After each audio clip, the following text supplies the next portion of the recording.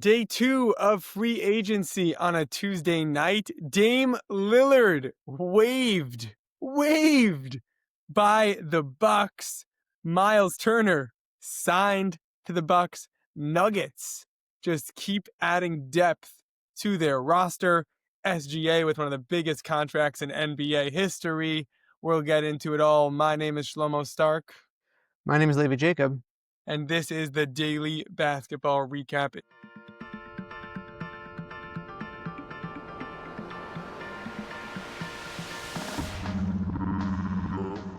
Levi, What's going on? Bucks waive Dame Lillard. Bill Simmons had a great tweet. You saw it? No. Oh, on the scale of... Yeah, scale of 1 to Luka. Scale of 1 to 10, 10 being the Luka trade. The Dame wave is like an 8 or a 9. Yeah. I did not see it coming. Nobody saw it coming. It's just not a thing that people do. Maybe people will start doing it now with this cap. But people don't just let go of assets. The thing. So it came on the heels of them signing Myles Turner, and everyone was like, "How do you do that? Like, how can you sign Myles Turner?" And then the report, like, not leaked, but whatever, was published that they waived Dame. His contract remaining on it was $113 million. That's like unheard of. Like the largest one before of a contract was $31 million left on the contract. They didn't do a buyout. They didn't agree on an amount of money that they were giving him. They just waived him. Like, that's crazy. They stretched the contract. It's gonna be, I think they said, what is it, 22.5 for the next 5 or 6 years, something like that, in dead cap space for the Bucks. So I don't know if it's gonna be like, it's unprecedented because I also don't know if it's gonna happen ever again, from the standpoint of the Bucks are in a really desperate position to be able to make something move around Giannis, or else he's gonna want to leave. So I don't know. Would it shock you if the Suns waive Bradley Beal to try to make room for Booker?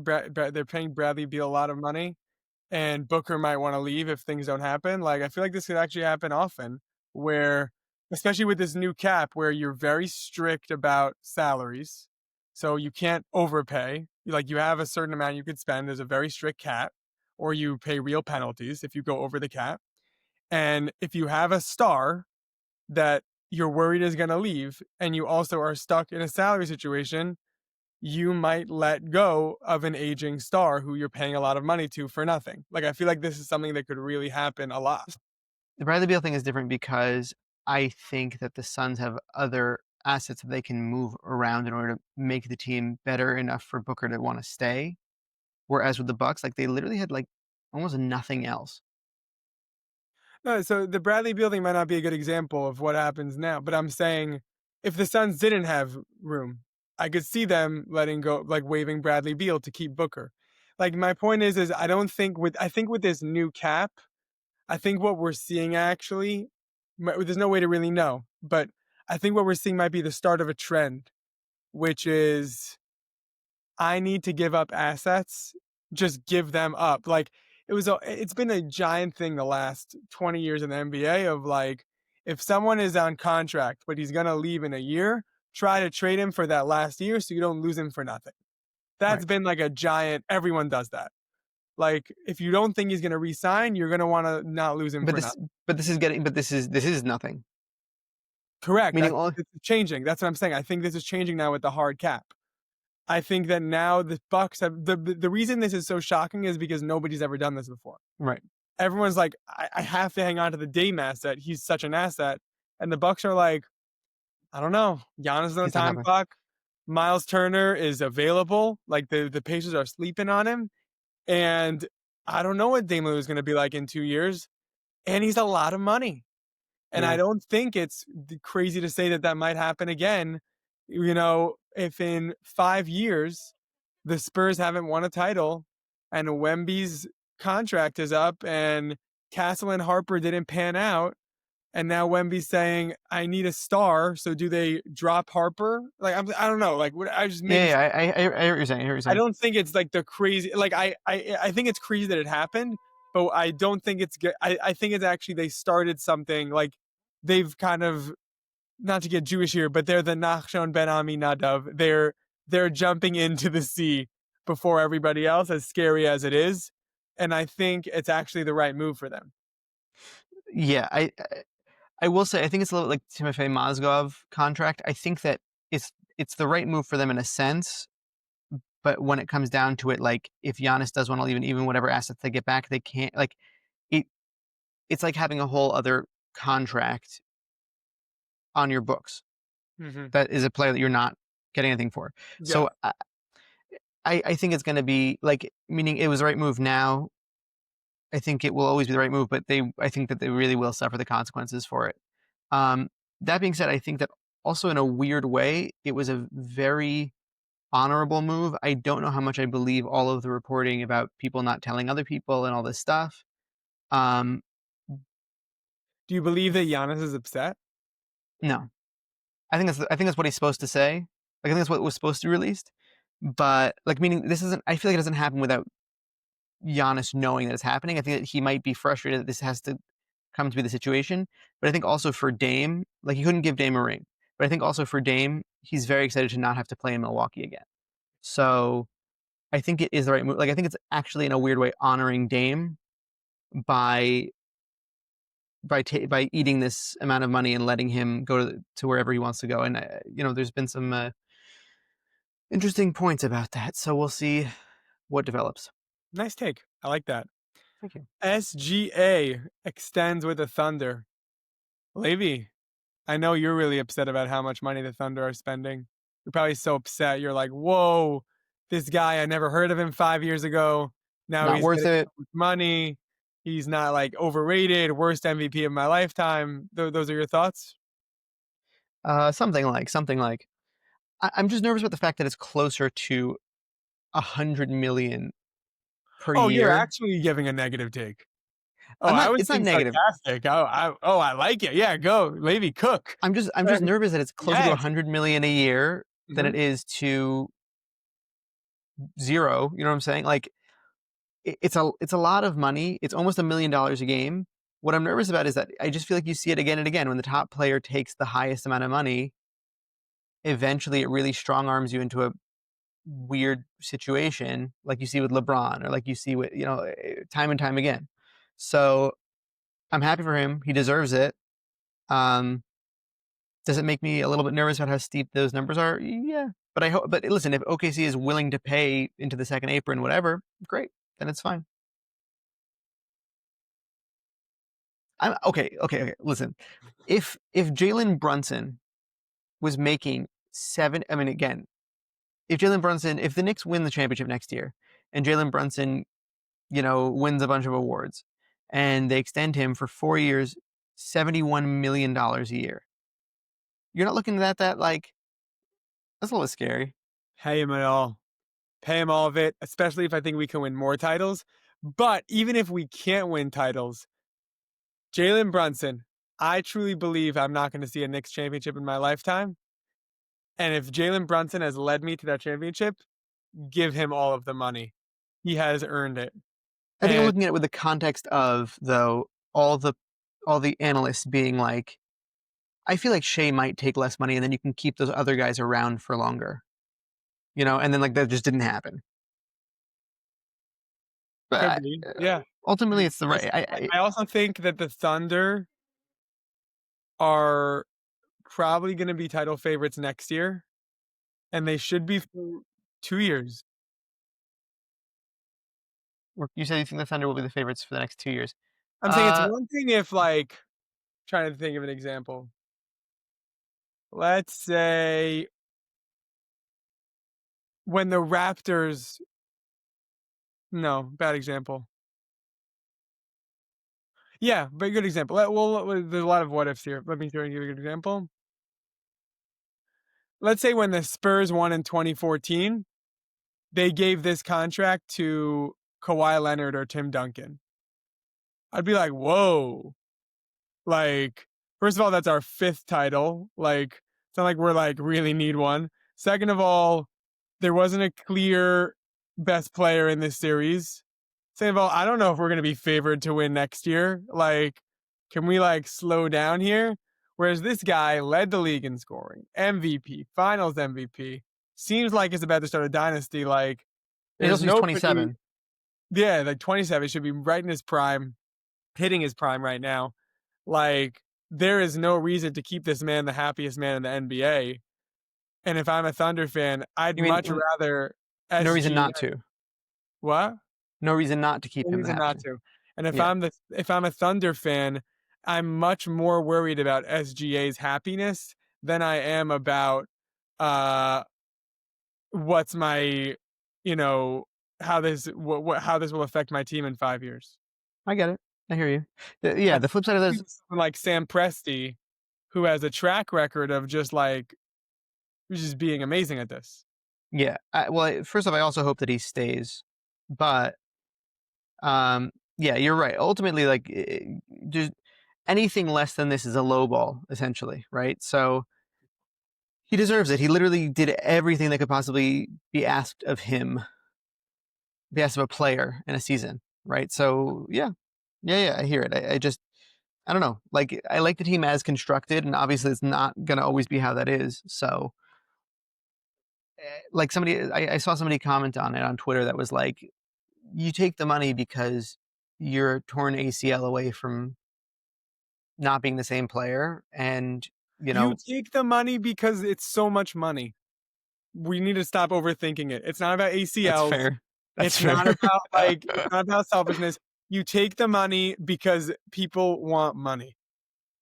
It's plain and simple. It's valid. Um, Nuggets are making moves. Yeah. Nuggets got Jonas Valanciunas and Tim Hardaway.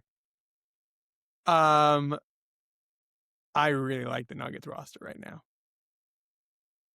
I Yeah. am in on the Nuggets. Yeah. We're not gonna They're good. list it, but they have an excellent roster. They have the core of Jokic, Gordon, and Murray, and a great set of role players. The MPJ move was great, getting them out of there. Now they've just got a bunch of guys who Jokic is going to make amazing. Yeah. They I saw somebody say um, that Michael Malone was like crying somewhere because all he ever asked for was just, you know, more people around Jokic. Jeff, Um, I can't believe that they got Valanciunas. I think that he's the most underrated part of all of their moves, honestly. He I'm like a big Valanciunas guy. Great in fantasy. and especially if you get to play him off the bench, dude, nuts. So and getting off of Dario Saric's contract also, I don't know how they managed to do this. It this team is coming into form. I don't know still about their top end. Like, I don't know if I still trust Jamal Murray, but they're going to be great. They're going to be a very good team and very difficult to play against. Amazing. I completely agree. Guerschon Yabusele signs with the Knicks. Let me cook here for a second, Levy. I remember watching Gershon Yabusele in the Olympics when France in the semifinals. I think it was France Germany, if I'm not mistaken. Are we talking about last year? Yeah, like last summer, or is it last summer or 2 summers ago? Last summer, right? Last summer. Yeah. Last summer, then he signed with the Sixers this year. But I'm talking about. I remember him watching the Olympics. I think it was the semifinals game again. I was watching USA the whole time, and then I started watching France when it got to the medal rounds. I watched France in the semifinal game and the final game. I think the semifinals was against Germany, and the finals was against the US. Yeah. He was the second best player on that court. It was Wemby, and then it was Gershon Yabusele. He was better than Gobert. He's better than Batum. He just opened my mouth like, wow, I hope the Knicks sign him. I was like, oh, please God. Like, he's such a Tom Thibodeau guy. He's such a Nick the way he plays. He is like I would be, and then I was so upset when he signed with the Sixers because if you remember, we were just coming off like a we beat the Sixers in the playoffs, but it was a really angry physical Like, I hated every Sixer when he signed with the Sixers. And then the best thing in the world happened, which was the Sixers had the season from hell. And I guess Guerschon Yabusele like, I'm good, guys. Yeah, I'm out. I think like I'm gonna go to the team that beat you in the playoffs, all right? Like, this is just not my place. And he signed with the Knicks. I don't know who the Knicks coach is gonna be, but he is such like we are deep now. Like, our bench is Mitchell Robinson, Gershon Yabusele, and Jordan Clarkson. Not to list anyone, but that's a nice bench. Like, and that with our five, like the Knicks got better, man. Like the Knicks now are really, really good. And we're gonna have somebody who doesn't destroy our players with minutes because Thibodeau is the only coach in the league that does that. And I think this was a giant signing for the Knicks. Like, and for a cheap price, like I'm thrilled, ecstatic. That's all. Yeah, yeah. No, he's great. He's a great player. Um, another ex Celtics guy, by the way. Gershon Yabusele. Yeah. I see. I consider his career beginning when he played in the Olympics. Like Okay. that's when he, for me, that's when he started playing. That's when I started hearing of him. Like anything before that is like less relevant to me. Yeah. I'm sure he was also in the Euro League, but like it just, I don't know. Yeah. Anyway, um, I think we should just say this and then move on, unless you have something to say.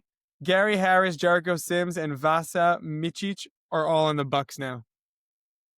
The one thing that I have to say about this is it was did a good job getting rid of the Connaughton contract. That's all. Correct.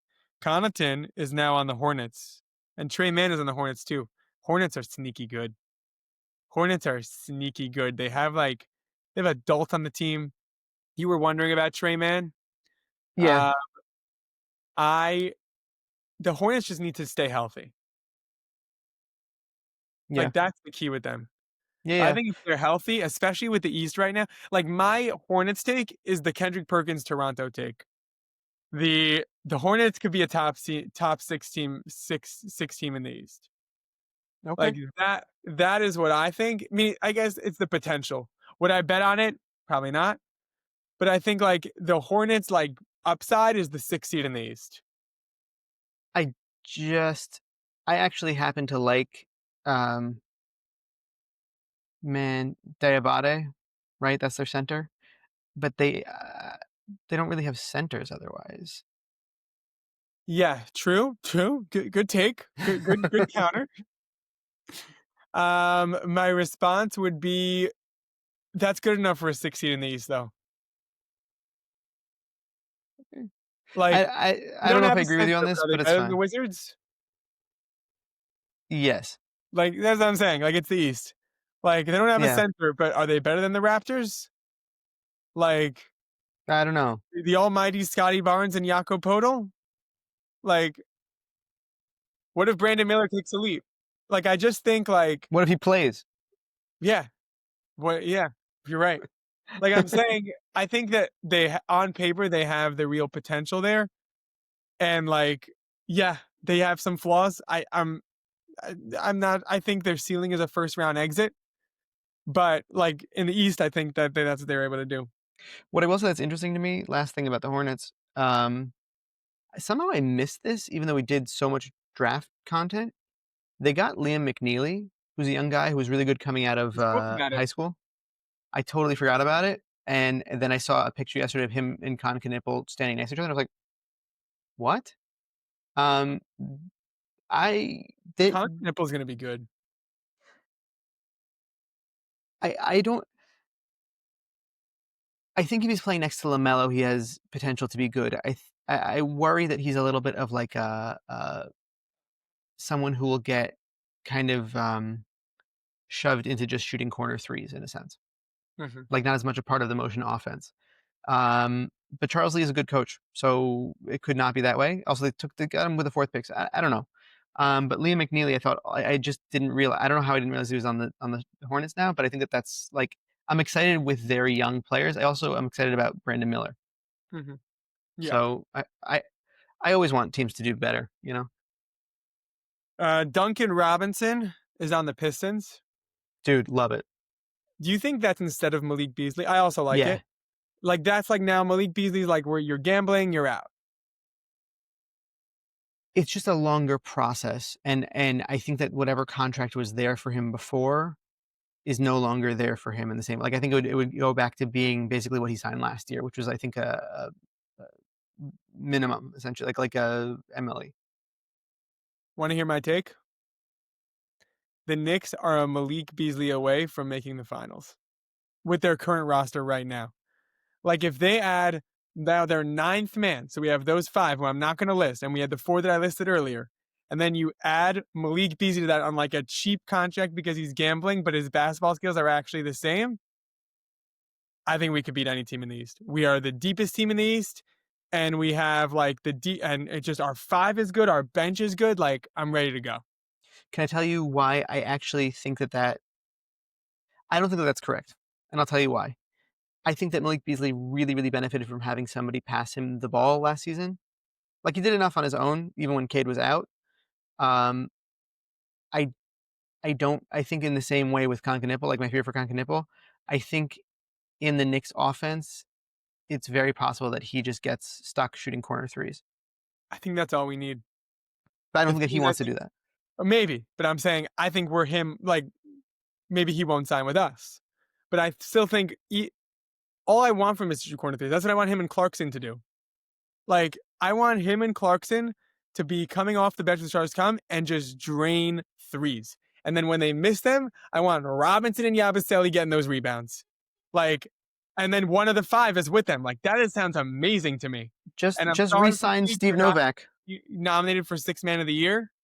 Like you're not going to be Sixth Man of the Year on the Knicks. You're not. You're going to be like doing less. You're going to be sent to a corner, Kevin Love style. But like, I really think that like would make us unstoppable. Like you basically tell Malik, listen, you might not like it, but you're gonna make the finals. Like you in or out.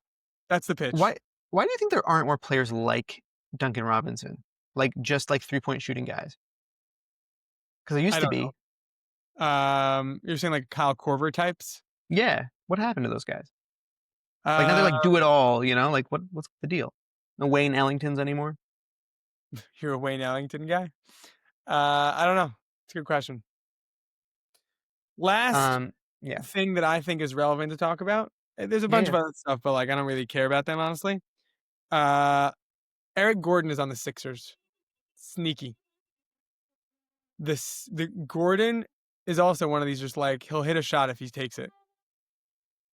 And um we've talked about this on this pod, and I think we could say it again.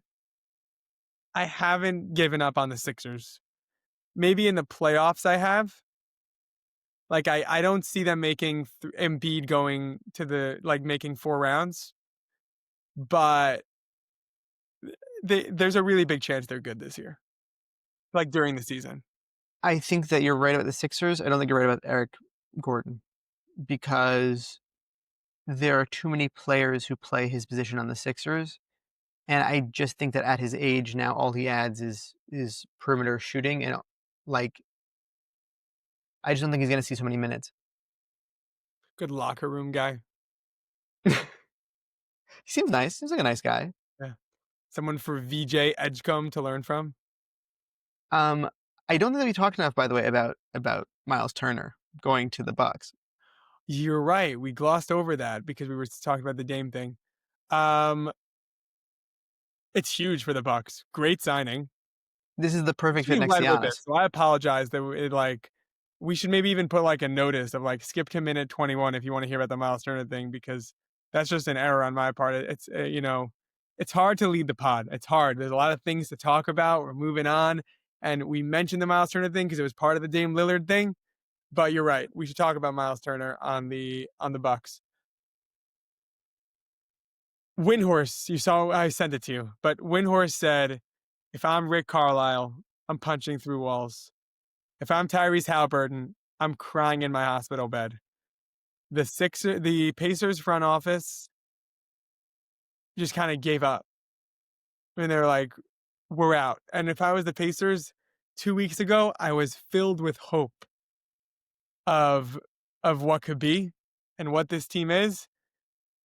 And now I'm like, I don't even know where we go from here. And so such a great move for the Bucks and such a bad move for the Pacers. Yeah. It's like so clear. It's weird because I think that we don't really we don't understand. I think in signing Turner to a larger contract, they would have been in the second apron for a team that they know is not going back to the finals next year. They don't know what Tyrese Halliburton is, so they don't exactly know what they are at this point, right? At that point, sign him to the contract and trade him. You know, get something back for the asset that you're just letting go in free agency. It's weird. You know, it'd be really funny if they signed Dame. And they'd be like, well, why, guys? He's like, Dame's a great asset. Anyway, I think that would be really funny. But I would be really nervous if I am a point guard driving in the paint on against the Bucks team. Yeah, Uh, I can't imagine the shot is not getting blocked. yeah. What he's just a That's a perfect twin player next to tower. Giannis. Yeah, he's a perfect player next to Giannis, and he it allows Giannis to have the space that he had with Brook Lopez. He's just a younger, Yeah, he's a a little better bit faster version Brook of Brook Lopez. and who shoots Yeah, threes also, who can space better. this is the Uh, right move for the Bucks. It's great. Excellent move. Savvy. And also is like I like the Dame Lillard wave for it. Yeah, Like, you yeah, have yeah. to do Right. it. Like, Like it was like very bold, you know. yeah, he's also the best player they could probably get. Like, people don't sign in Milwaukee. Like, But I you think that people there get is. traded to Milwaukee, no one's like, "You know where I'm going this offseason? Milwaukee." No star.